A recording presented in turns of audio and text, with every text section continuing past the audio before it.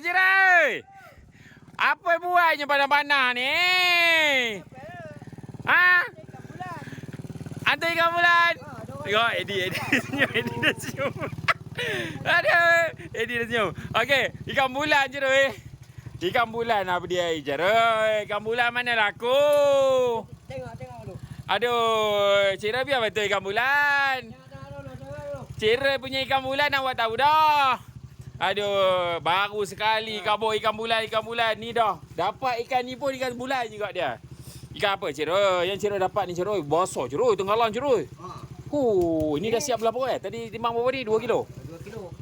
Ini alamak Cik Roy. Mantap Cik Roy. Inilah ikan terobok. Aduh Cik Roy.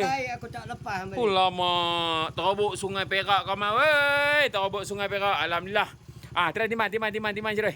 Mari timbang lu tengok. Kita tengok terobok ni berapa kilo agak-agaknya. Okey, 1350. Okey, 1350 terobok Sungai Perak. Okey, alhamdulillah. Okey, terobok 1350. Okey, saya try timbang. Tenggalan ni pula. Tenggalan kawan-kawan Cang, bawa keluar Cik Roy. Bawa keluar daripada plastik. Ini dah siap belah perut Okey, bawa keluar daripada plastik. Kita tengok tadi. Okey, berapa kilo?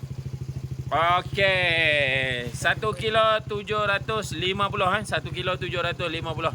Mantap. Mantap. Rezeki tak salah alamat Rezeki tak salah alamat. Mantap abu.